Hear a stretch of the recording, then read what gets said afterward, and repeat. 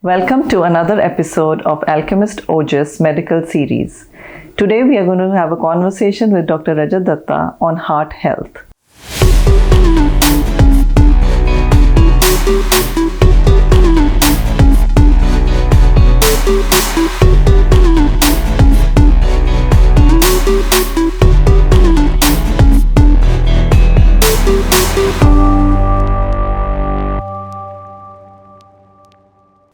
Hello everyone, I'm Harleen Kaur and today I'm delighted to be having a conversation with Dr. Rajat Datta, Director Interventional Cardiology, Alchemist Ojas Hospital, Panchkula, whose credentials run long.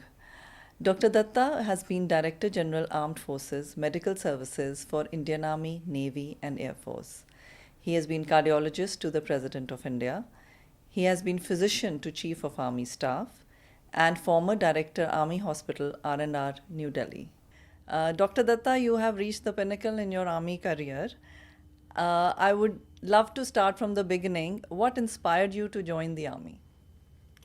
So my tryst with the services goes back to 1978 when I joined the Armed Forces Medical College, my alma mater. At that time, the idea was that I wanted to join the best college in the country, and there were only 100 students boys would be picked up all India. So the aim was to go there. And also I'd heard that AFMC provided a holistic kind of education. You know, you're supposed to be a good doctor, a good all-rounder individual, and therefore I wanted to go there. And from then on, it was like a natural progression to get commissioned into the Indian Army in 1982 when I passed out, and then the rest of the journey. So do you come from a family of Army people? No. You don't have an Army background? No. Okay. So what difference did you feel in the life as an Army person? Now it has been a part of my life. 40 years I spent in the armed forces. Most important thing that I find is that, which is common to all of us, is discipline. When I compare the military service to the civilian life, one is the discipline and other is to treat everyone with respect and dignity, and to follow certain norms. And I think that system which the armed forces provides, one structure within which you move, within which as a medical doctor, when you see your patients moving through that structure as they come from a primary to a secondary to a tertiary level care, that is something really good and fascinating. So can you share a particular or memorable or impactful experience from your time as an Army doctor? I have had varied experience, and to begin with, during my regimental medical officer days, as we all have to do a stint with the infantry or with the artillery to begin with, I was posted here in Faridkot during the tumultuous Punjab days of 1982-84. Operation Blue Star, then Mrs. Gandhi's assassination. We are on internal security duties over here. All that gave me an insight into the heart of India. What exactly, because we were moving out, we were meeting people, and a rare insight into the working of the Indian society. From there, I moved to Bangalore, and there I was again witness to the casualties when they were brought in from the IPKF operations in Sri Lanka. And we saw all that. It was quite a tough time, those 2-3 years that I was there. And thereafter, so many operations that we saw as I grew in the armed forces. All that gave me a lot of insight into the working of the Indian mind, Indian troops, our fellow countrymen. It has been a varied and rich experience. So you must have been posted all over the country. Yes. So any particular state where you really enjoyed working, or something which we normally don't really get to experience every part of the country. Yes. So we are just limited to where we are living. Correct. So since you have such a huge experience, give us some insights on, So it was a joke in our family that wherever we'd get posted, we wanted to settle down there only. That's really nice. Yeah. So like we were posted in Guwahati, Assam, a lovely place. Although I went with a lot of trepidation, that was the height of the insurgent activity there, and but it was a lovely place to be in and work in that environment. Similarly, I've been posted to Lansdowne, a very beautiful place in Uttarakhand now. And if you ever be there, you will realize what untouched beauty is there within a few hours of Delhi. Not many people know about it. And since civilian activity is not allowed much over there, so the tourism is not there. But limited amount, but beautiful place. One would love to settle down in a place like that. And Punjab, of course, I had a long stint here. Maharashtra, Pune, I've had a long time. Pune again was very nice. And again, the joke in the family was that Pune is very nice. Only thing is a little far off from Delhi. Had it been 200 kilometers from Delhi, we would have loved to settle down there. That's nice. So now, when you were in the army and you have been the physician to the chief of staff, chief of army staff, and also cardiologist to the president. Now that must be that's very prestigious, I must say. Yes. So, how did you reach that level, if I may ask? So it's a kind of a progression from one point to another as you move up. So I was heading the department of cardiology at CTC, that is our cardiothoracic center. There's a pure cardiac hospital in the armed forces, the only hospital which is in Pune. It only handles cardiac cases. So I was there as a head of the department, and from there I was moved as head of department for R&R, Army Hospital Research and Referral, as the HOD of cardiology. And there from there I moved, after seeing my work, I was posted as the commandant of Armed Forces Clinic. That's a very specialized unit which is in Delhi, and it caters to the people posted to Army headquarters, to South Block, and the elite group of people who are there, officers. And there, as the commandant is normally a cardiologist or a physician of seniority, of enough seniority and reputation, who can look after the chief of army staff as a staff surgeon. In armed forces parlance, we call it staff surgeon to the chief of army staff. And that's where I got posted, and I was considered and taken over there. And from there, it just so happened that I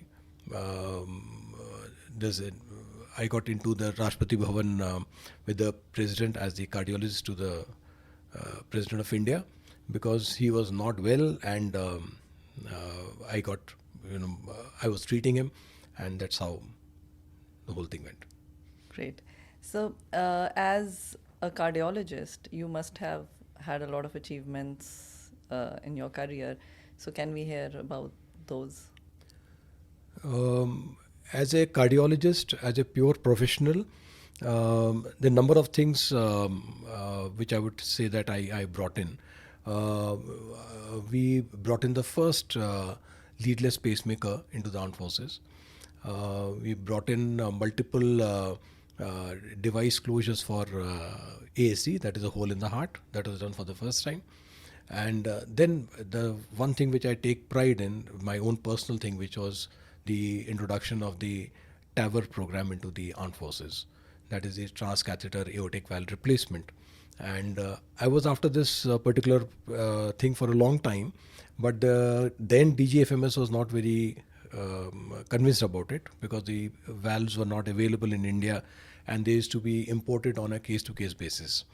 But gradually the government opened up the whole sector, and in 2016 I did my first TAVR in the armed forces, and then we brought up the entire team and did large number of cases, got them published, got them ratified, and I'm very happy to note that the program runs well even today in the Army Hospital, and a lot of patients from all over the country, they get referred to R&R for this particular procedure. So, who are the patients who require this procedure? So this procedure is basically meant for people who have a problem with their aortic valve, where the valve is degenerated and stenosed, that means narrowed down with a lot of calcium deposition inside it. And once it develops, which generally happens around 70 or 80 years of age. So all my patients are all very senior elderly people. And till about a few years ago, when TAVR was not available, they were literally left to die, because above the age of 70, 75 or 80, nobody would operate on them. The valve has to be taken out and replaced. And this open heart surgery is very risky for such elderly people. So when this new technology came in, we could handle these patients, and I've done patients as old as 97 years old. Wow. And they're doing very well now. And so this particular thing can replace the valve, and patient can walk out of the hospital next day. And I believe you're a proctor for this. Yeah, I'm a proctor for national level proctor for both balloon expandable valve as well as self-expanding valve. There are two kind of valves which are available. Okay. Now, did you? I think this is what you could also call a notable medical breakthrough in your career. Yes, I take pride in that. Okay. And what were the common medical issues you encountered during your service? So as a cardiologist, I was most struck by the fact that you would think that that armed forces personnel are healthy. They're supposed to be healthy and good and fit, but the scourge of coronary artery disease, that is heart attacks in young, is present even there. And I found even young fellows who falling prey to this particular program. So the problem is not just fitness, the physical activity. There's something more to it. Maybe something to do with their genetic predisposition, the kind of diet that people are consuming, stress. So all these things are leading up to it, and we are finding people as young as 22, 25-year-old. Yeah, because nowadays you hear people working out in the gym and collapsing. So it's become very scary now. Otherwise, it was a very set examples you could hear about that. Correct. Yes, Correct. a person who is obese or who's not really into physical activity and eating the wrong things, they are the ones who have heart attacks. Correct. But now it is fit, even people who are really fit, who are young. So the specific pattern has all shaken up. So you really don't know who will fall into this kind of... I agree. So maybe the excessive exercise is also not good. That also we know. Yeah. Can you share any experience where you had to make difficult decisions under pressure? I think the toughest set of decisions that I had to take, not just one single decision, was as Director General when COVID broke out. Those, to begin with, when the first wave came, I was Commandant Director R&R, and subsequently I was the DGFMS by the time the second, third waves came.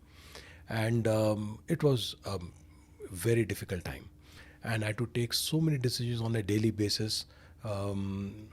Patients dying, hospitals getting overwhelmed, hospitals turning away patients because there were no beds available, shortage of oxygen, running every day to make sure that at least oxygen is made available to people.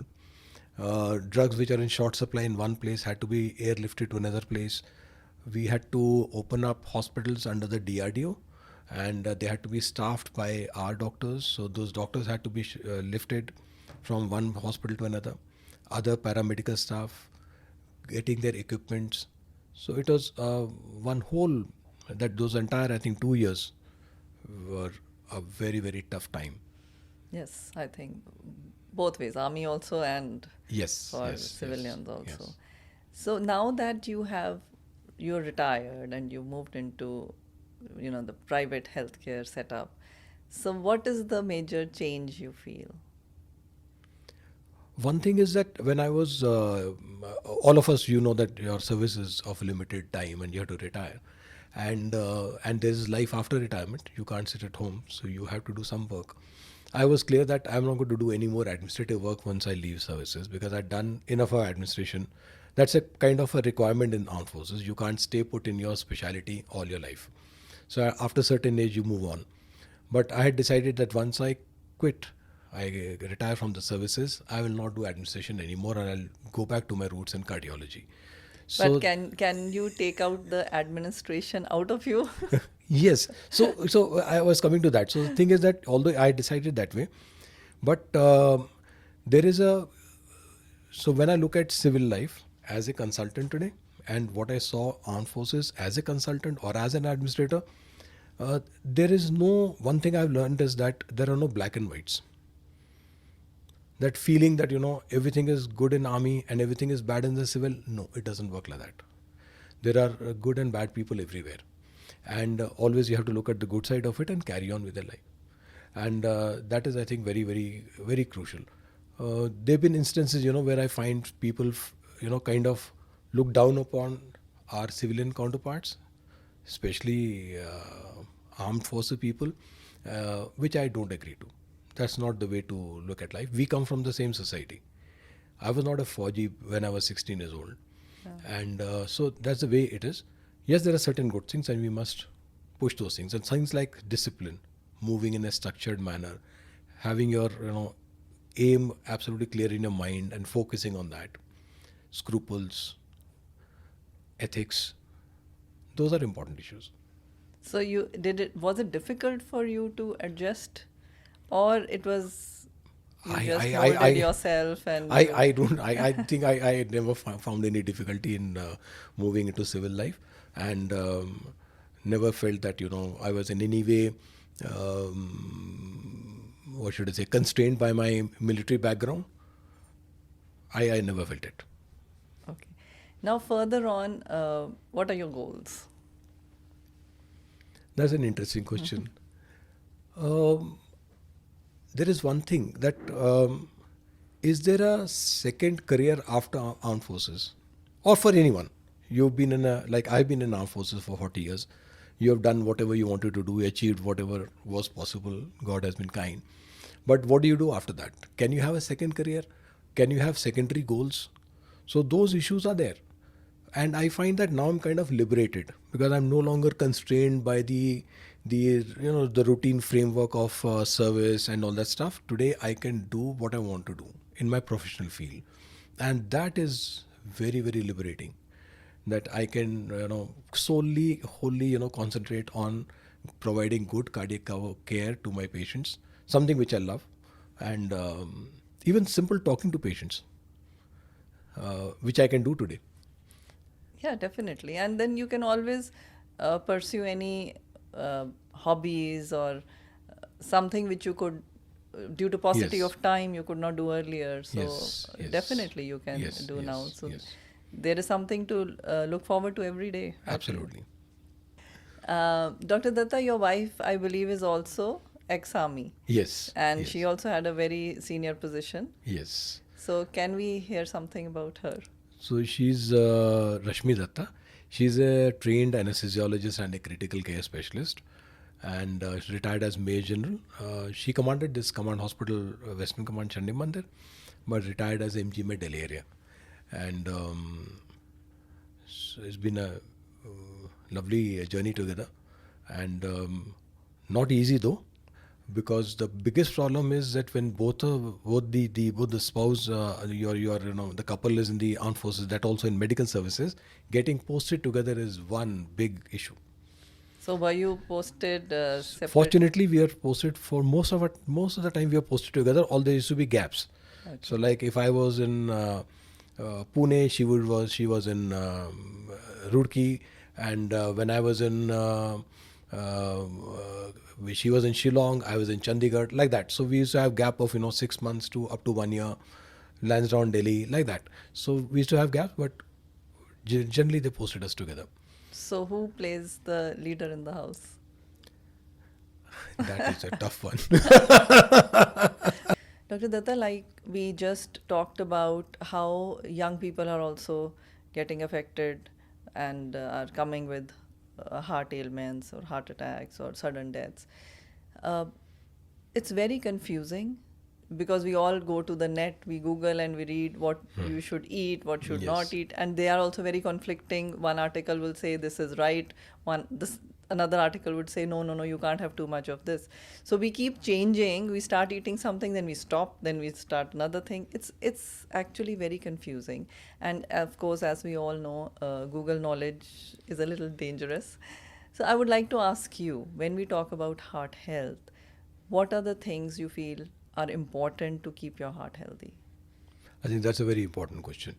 And you're right. If currently the norm is to go to the Google and get all kind of information, there I say that I tell my patients that you must Google, but Google good sites which are official sites of, say, the Indian Diabetic Association, American Heart Association, Indian Heart Associations, those kind of official sites, and pick up information from there.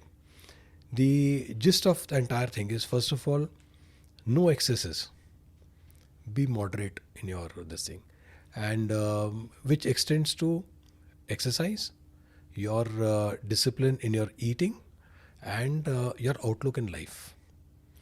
There is like today we know that there is no requirement to say do 15,000 steps a day. 8,000 steps are good enough for you to get that advantage of walking from there. And apart from that, in your diet, again, you have to be very careful that the typical North Indian diet, we are all aware of it. No ghee and no butter and all that stuff, we are aware of it. But translating into action on a day-to-day basis, that has to be done deliberately, and you have to give it a clear thought as to what you want. And But Indian cooking is done in ghee. I mean, you make vegetables like yes, that. yes, And everybody yes. doesn't have continental Yes, kind of food. yes. So On that, if I were to speak a little more on diet, I'll just tell you my own personal view on this is, and also borne out by various this thing, is that it is not your whole diet, Indian diet, especially North Indian diet, is carbohydrate rich.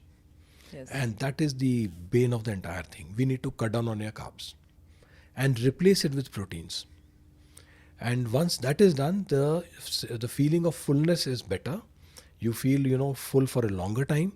Therefore, you'll eat other non-essential item little less, and carry on through the day with lot of energy levels. Incidentally, today, if you want to live a healthy life, you have to be very rich, because most of the stuff that we talk about is all expensive. Yes. For a common man to reach those levels, you have to then go back to your roots. There's no requirement to have breads and all this stuff. Actually, the classical Indian diet of having a normal chapati, or even say chickpea wala, that is the besan ki roti, in breakfast is good enough. And if you were to incorporate eggs in our breakfast, that will be a big thing. That is something surprising to me, coming from army background. When I talk to people around here, especially in Haryana, egg consumption is very low. Mm-hmm. I don't have the data, but most of the patients when I talk to, they don't take too many eggs.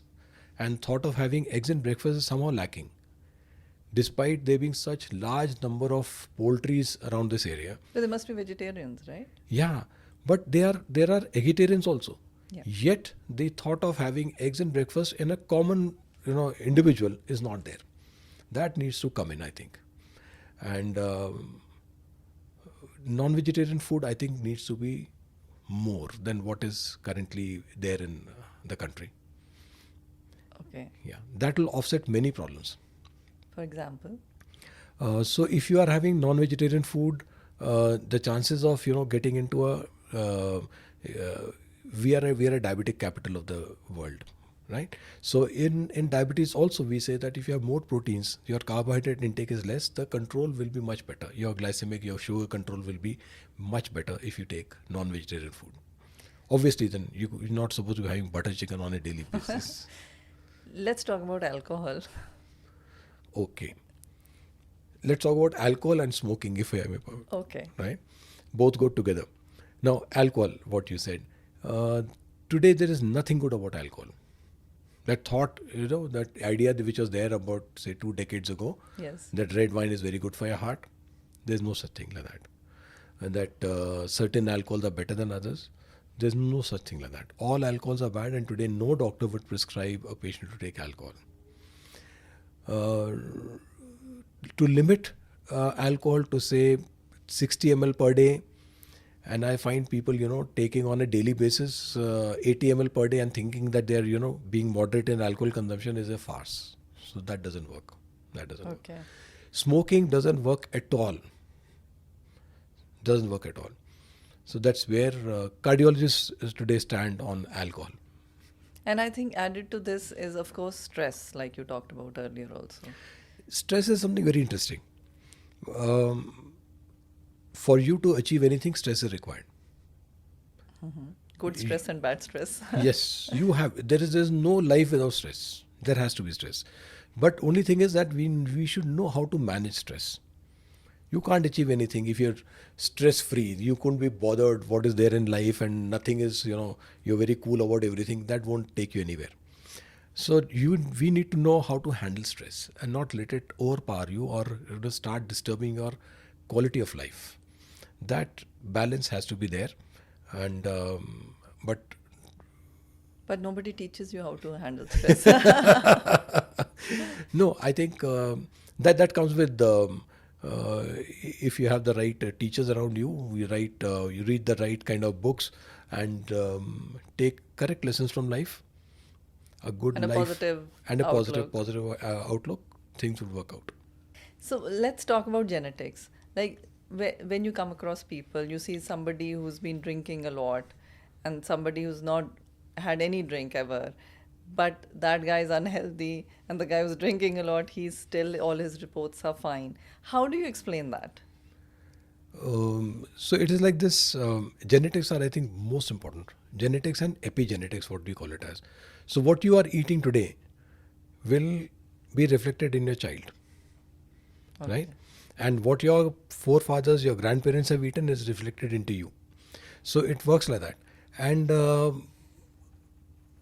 it is very important when an individual gets a heart disease.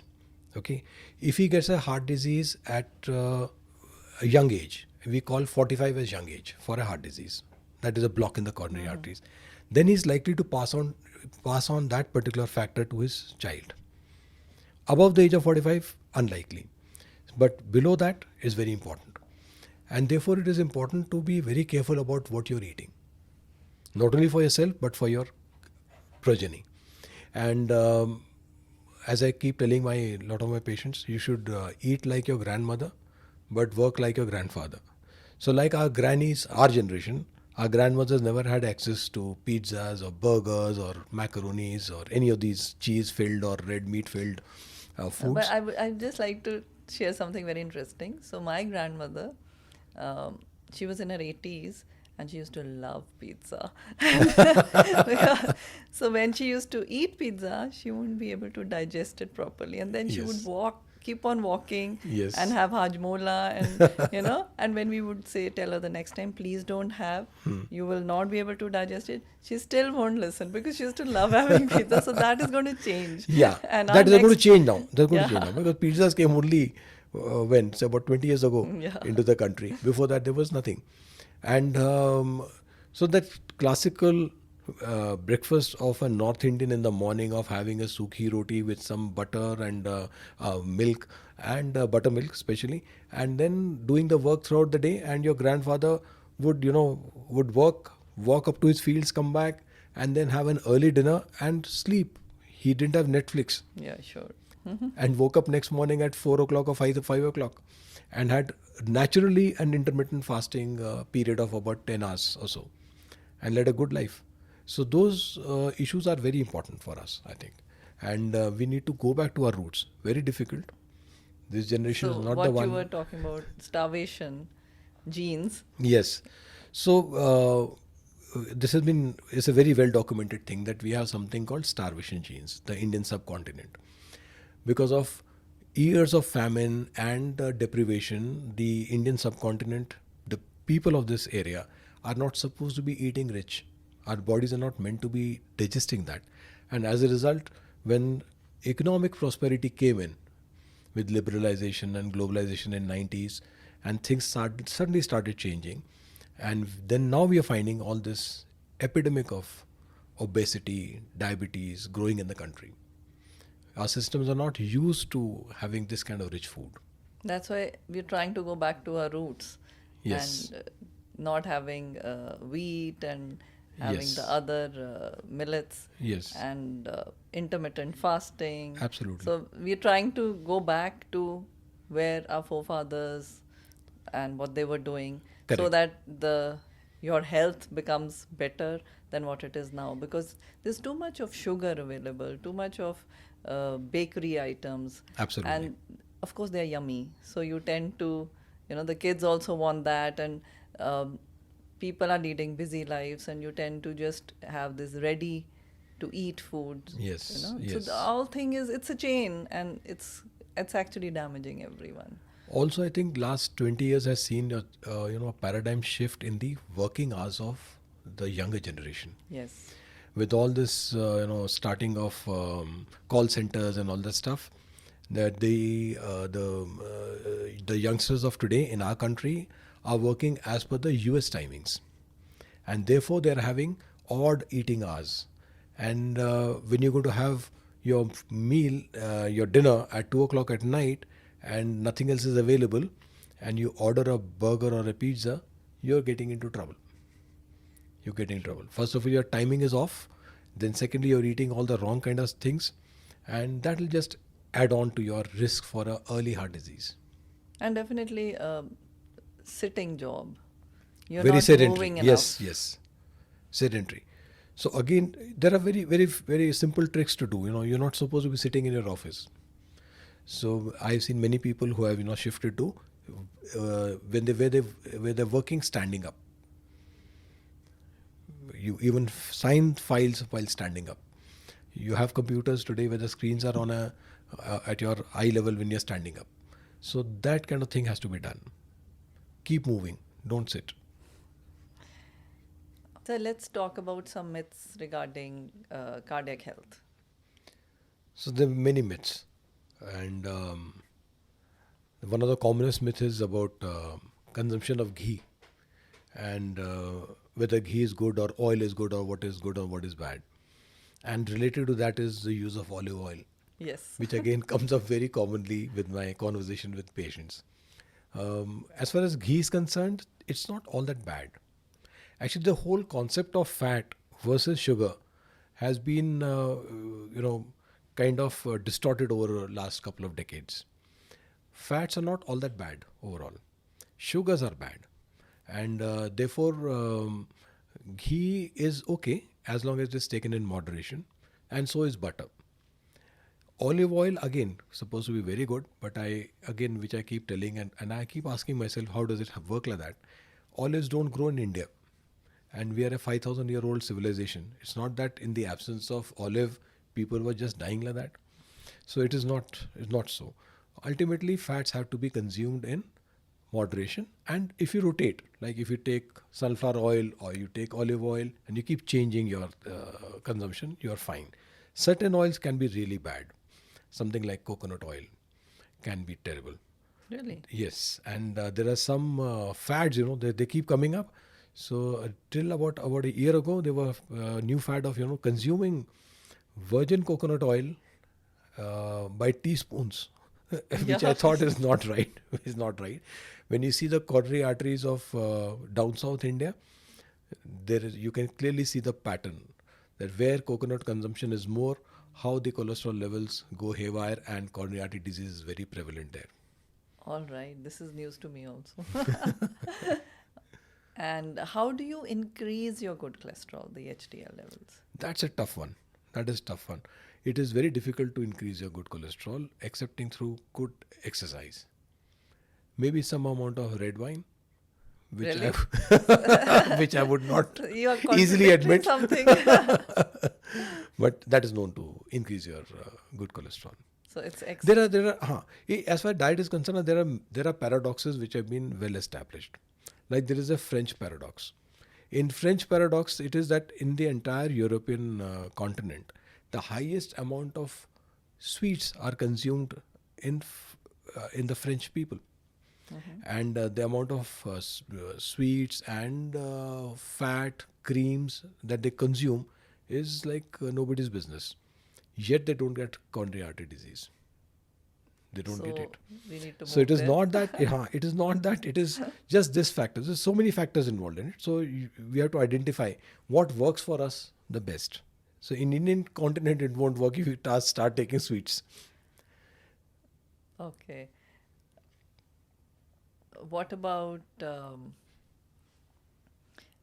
what happens is, because of this social media, you keep on getting reels and studies, and actually you don't know what to believe and what not to. Even my kids have started making fun of me, and when I say, "Oh, you are supposed to," they say, and they start asking me, "Who says, Mama?" So it's actually Yes. become too much of knowledge, and we Correct. cannot filter out which knowledge is the correct knowledge and which is just people are just posting it like that. So like you Correct. had earlier said that you really need to know which sites to go to. Yes, I think that's very important. Yes, that's very important. So I tell all my patients, most of my patients also have diabetes, and their commonest questions are what food to take, how often, and all those details that any diabetic would like to know.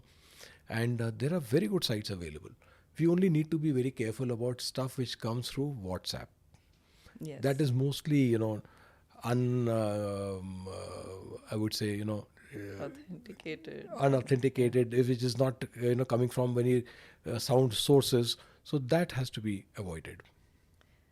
And supposing there is somebody in your family member who has chest pain and you feel that it could be a heart attack, is there anything you can do at that moment? Of course, you will call for an ambulance, but is there something which you need to do?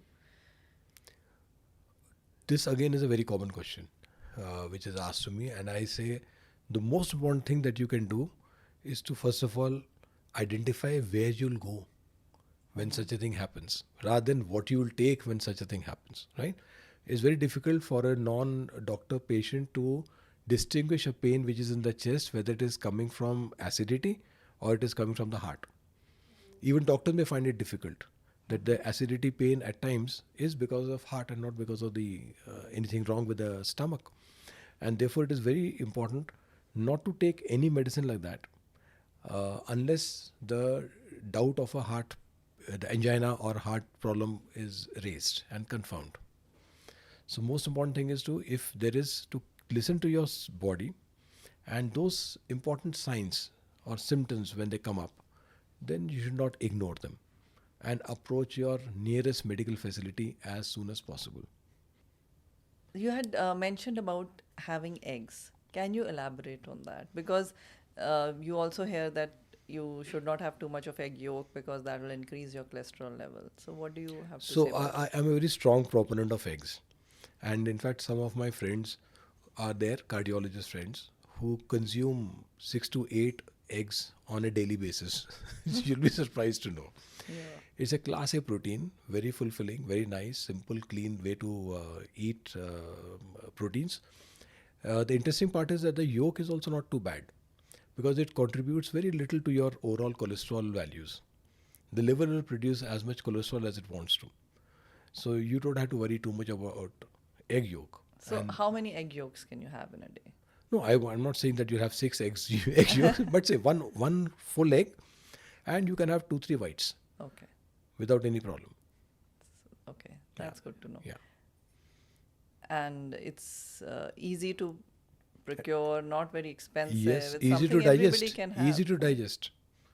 Very simple. So I would say that in a nutshell, what you are saying is you can eat everything in moderation. Yes. Don't go overboard on anything. And exercise is the key. And of course, do not over-exercise. Yes, absolutely. So there are studies which have shown that if you sit for too long in the chair, in your cell there is something called telomeres. So they get shortened and they determine your longevity. All right. Yeah, so the more you sit in the chair, more telomere you'll lose and less longer you'll live. There's a direct connection. Wow. Can you give our viewers a one-line message on cardiac health? I think the most important thing for all of us is to watch our waistlines. If I were to put it in one line, jitni patli kamar, utni lambi umar. That sums it up. Thank Thank you. you so